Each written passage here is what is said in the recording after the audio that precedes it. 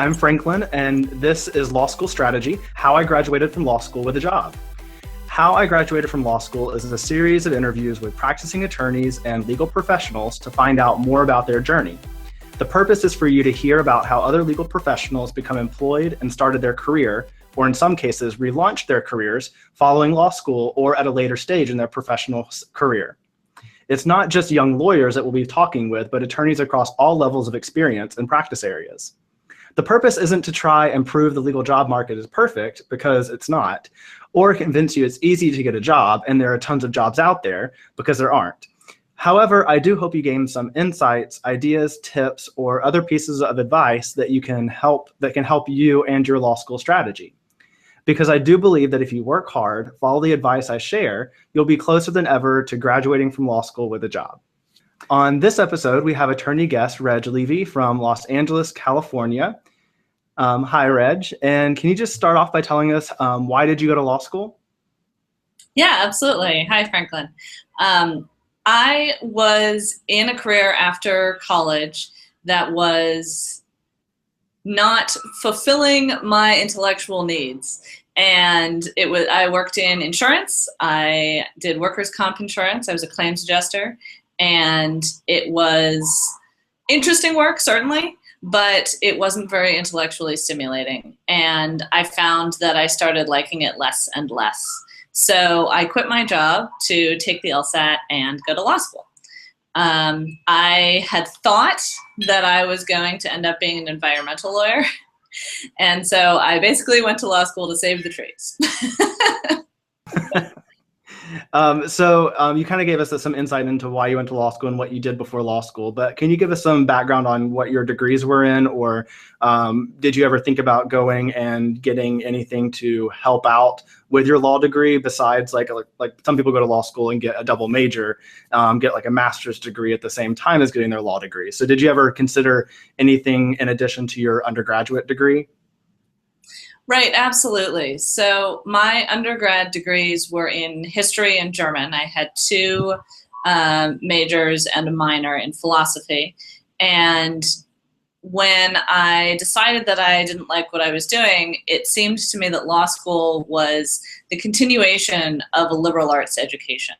So I didn't necessarily have a burning desire to be a lawyer so much as I wanted to get a professional degree in something. And I didn't necessarily want a master's in history or a master's in German.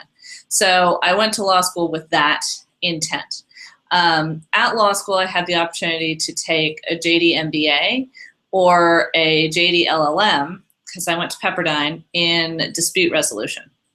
I ended up opting to take a certificate in dispute resolution, which meant that I took a lot of the same courses that were required for the LLM, but didn't actually have to write a thesis, and I just ended up with the JD. And I do sometimes regret not having gotten the MBA, because I work in a corporation. So I'm in-house counsel at a tech company, and I often find that my opinion is treated as just a lawyer's opinion instead of also a business opinion in some ways. And so I might consider going back to get an MBA just to have those letters, because they mean something different to people in the business world. For lawyers, or for people who want to be lawyers exclusively, that's not obviously the best option. But that is something that I had considered. Perfect. Yeah, that's very good advice. I think the MBA thing is something that I also struggled with right when I started out in-house as well. It's just you're overwhelmed. Like, law school teaches you a lot about the law, and obviously everybody takes corporations, at least some version of it, and so you know a little bit, but there's so much that an MBA doesn't teach you, such as accounting or finance, basically anything to do with numbers or math. We try to avoid that in law school. So perfect. So did you graduate from law school with a job? And if so, how did you get a job after law school? Was it like an internship or clerkship, mutual connections, or just tell us briefly from the very beginning what it looked like for you after law school? Right. So I graduated in 2011 that correct? Yes, 2011, sorry. I graduated in 2011, and at the time, the legal market was such that very few people had jobs at graduation. And most of the jobs that were available basically said, come back to us after you've gotten your bar results. So I dedicated my time between graduation and the bar to just studying for the bar, and basically putting off worrying about applying for a job until after I got my results. And also between taking the bar and getting results, I took some time off. I learned to ride a motorcycle. We moved from near to the law school to the west side. So that was sort of what I occupied my time with. And then once I got my results, that's when I started really looking in earnest. And the majority of the options out there were through the Career Development Office, the CDO at my law school. And they sent around a digest, they sent around notices of resume books that were being collected, those kinds of things. So I took corporations in law school, and I knew that that's what I wanted to do. And I talked to people who were in-house. I talked to the career development officers at my law school, and I said, this is what I'm interested in. And they said, it can't be done. The only way that you can get an in-house job is 5 to 8 years of big law, and then you can transition. And that was not an answer that interested me. I think the best way to get me to do anything is to say that it's not possible to do. So I was focusing on tech law positions or in-house positions. There weren't a lot, but I was close to Santa Monica, which likes to call itself Silicon Beach. So there were a few, and I did apply for them. And then this position came across my desk in the form of an announcement from the CDO saying that they had been contacted by this company, and the company wanted to hire attorneys to review technical documents for applications for new gTLDs, and I had no idea what that meant. But I looked up the company online, and I was like, this is the place that I want to work. This is, if I can get my foot in the door, if I like them and they like me, then maybe this can turn into something. Even though I have no idea what it is that they do, it's something that I'm interested in. And so that's how I found it. And I'm one of the few people from my school who can say directly that the CDO helped get them their job, because most other people found it in different ways. But just keep your ears open. Yes, I mean, that sounds like a huge story, and I'm sure every career office across the nation is going to be ecstatic to hear that and going to probably use your testimony over and over. But I want to go back to something you said about how you took a chance and you kind of took some time off after the bar, or while you were studying for the bar, and then after the bar until you got your results. Were you nervous at all about that time period of how you would explain it to recruiters or potential hires?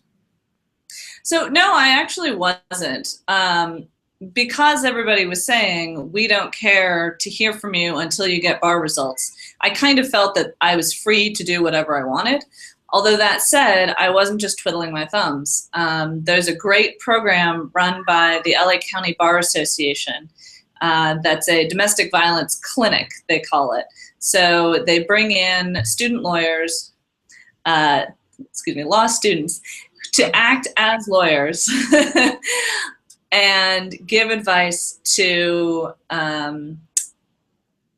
indigent people who need help preparing their documents to get temporary restraining orders based on domestic abuse. So the program is, the program requires that you dedicate at least half of your day twice a month. So in school, that was perfect, right? I could go down for an afternoon, or I could go down for a morning and then do classes. But I told them while I was, in the in-between period after taking the bar, I told them that I was free to show up whenever they had need of extra people. So I was going in for full days or half days, probably 3 to 5 times a week, to help out at the domestic violence clinic. So I wasn't practicing law. I wasn't practicing the kind of law that I wanted to do, but I also wasn't just doing nothing. There were a lot of great opportunities there as well for me to meet judges and attorneys who work in the family law space. So if that was an area of law that I had been interested in going into, there were a lot of great contacts to be made. So I know that that doesn't work for a lot of areas of law, like corporate law, but I know that there are a lot of those sorts of clinics. So if somebody's interested in immigration and wants to make those kinds of contacts, then volunteering your time as a student attorney or as somebody who has just taken the bar can be really helpful. Perfect. That's great information. So if we can back up again just a little bit to when you were in law school, what did your internship process look like? Were internships vital, you think, to having a resume that resonated with your future employer? Or on the same token, did you apply for a lot of internships throughout and tried to make that something that you could talk about? What did your internship process look like? Right. So I applied for all of the internships and externships that the CDO told me that I should apply for during law school, along with every other 1L and later 2L and 3L. And I have to admit that I wasn't really certain why I was doing it or why I should be interested in these positions. So my heart wasn't really in it, right? I think that a lot of what went into my resume and my cover letter for the job that I do have was how much I desperately want, not desperation, but how excited I was, right? Because this was something that was interesting. And even if I ended up hating it, at the outset, it was something that was really interested in me. So you can tell, and now that I've read cover letters and resumes, you can tell when someone's going through the motions and just saying, I am interested in insert area of law, which you practice. So backing up to actually answer your question, I applied for all of those things and did not get them because I had about as much interest in them as they clearly had in me. That said, after I took corporations and discovered that I really liked it, I went and talked to the corporations professor and told her how much I really liked it. And she recommended an internship program through the school at Princess Cruises. So I got the opportunity to work with an in-house lawyer at Princess Cruises while I was in law school. And that's a Fortune 500 company, so that's something interesting that I can put on my resume or, bio snippet. And it also gave me a flavor for what in-house is really like so that I could decide whether or not this was actually what I wanted to do, and it was. That was also where I met other people who told me that it was absolutely impossible for me to go in-house because that just doesn't work that way. But I also made a lot of good contacts in the local LA at the ACC, the Association of Corporate Counsel. The woman that I worked for was extremely active in it. And so she took me and her other interns to a lot of events as students and as, basically free labor. We were handing name tags to people. But it was also, again, another way of meeting these people and who would later become my peers. I also had an internship at a law firm. I worked at Kirkland & Ellis in downtown Munich. And I applied for that as an American in German, which I think intrigued them. So when I studied abroad through my school's study abroad program in Germany, I had built in a couple days a week interning at this law firm. And I later found out that that was the reason that my resume got pulled out of the pile, because K&E was a law firm that one of the hiring managers respected and knew and understood and thought, okay, if this person is good enough for K&E, then they're good enough for us.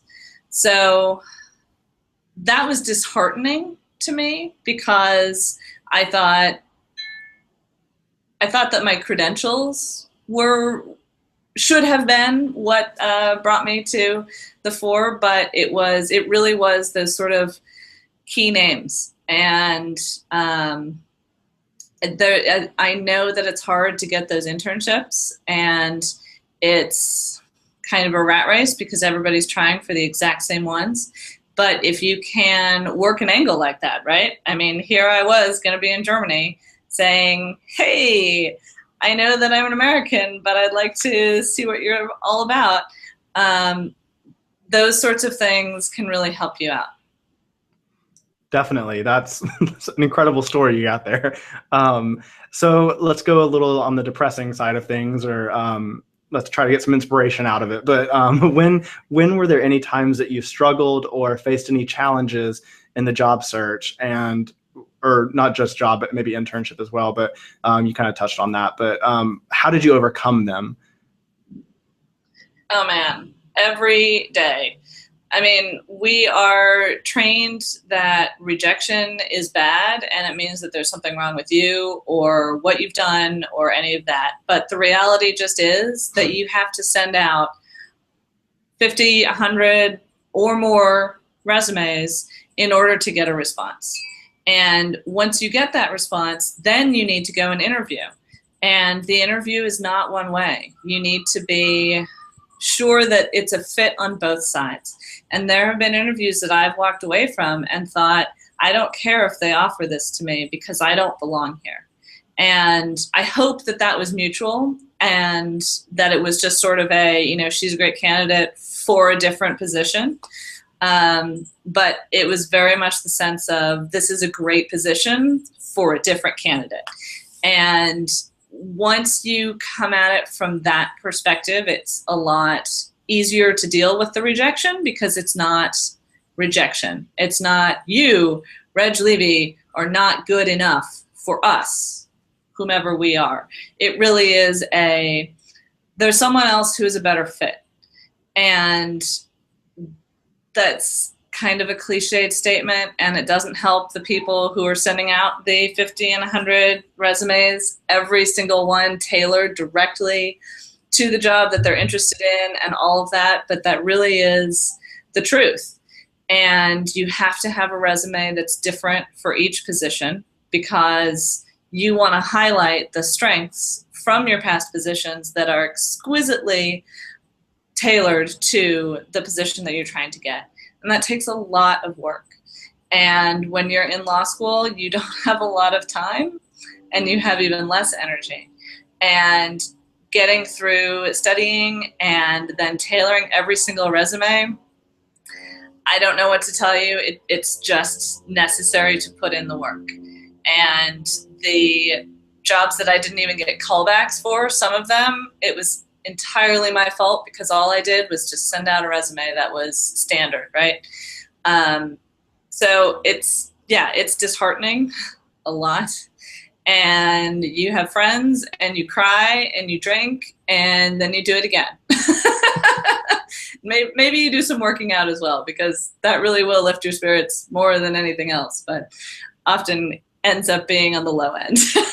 Yeah, definitely. Well, like you just said, I think you said earlier, now that you're on the other side of it, I also am on the other side of it. And I will second that point that you just made about custom tailoring. And it reminds me of a cover letter that I received from a law student. And this student had clearly gone onto my company's website and pulled off some of the key aspects of what we do, because we're in the music industry, but it's kind of a different aspect of the music industry. And so it really showed me the fact that the student went to the website, took the time to read it, and included some of those points that they were interested in learning more about in their cover letter.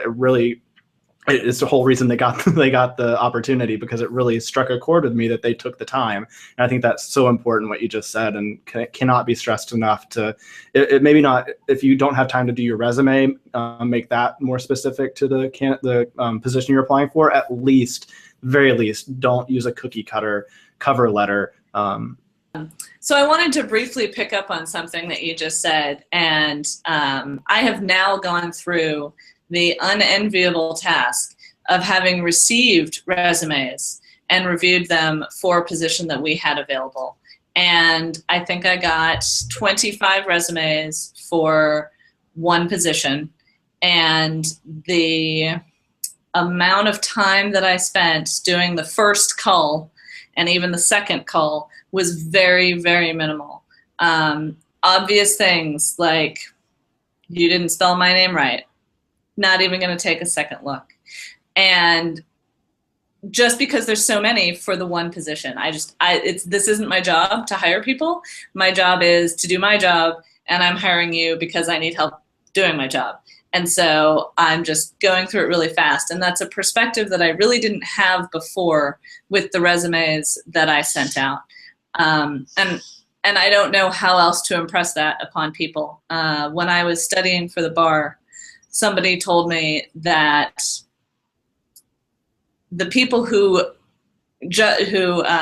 score the bar get a stack of essays, and at the beginning of the week they have to do 1,000 essays, and that means that they have to do so many every day, which means so many every hour. And then maybe they'll watch something on TV and they're like, that's okay, I have a few less that I can do each day. That's okay. Or a few more that I have to. I can still make it. So that by the end of the week, they're giving you maybe 30 seconds for that essay that you have just written. And if it is not extremely obvious what you're trying to say, and if you haven't helped them out as much as possible by making things bold and underlining them, then you're just not even going to get a second glance. So even if you have all the information in there, it's not going to get seen. And that to me was the best advice that I got before I took the bar. And I really took that to heart. So beware of using bold, underline, and italic just to make everything important, because if everything's important, then absolutely nothing is. So be judicious, but help the people out, because the people who score the essay portion of the bar are really going to be scanning very quickly to see keywords, to see key topics pulled out for them. So the more that you can do their work for them, the happier they will be with you.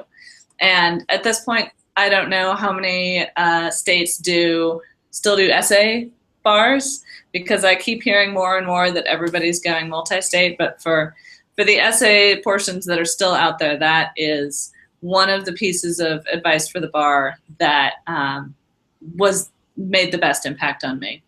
Perfect. Thank you. That's definitely insightful. So I remember I used Command B and Command that kind of stuff to make sure I was bolding and underlining and italicizing stuff quickly, not wasting time on that. So excellent points. So thank you so much. I really appreciate you taking the time, and I hope that those of you watching have learned a few tips and tricks, and keep watching, and we'll have more episodes soon. Thank you. Thanks.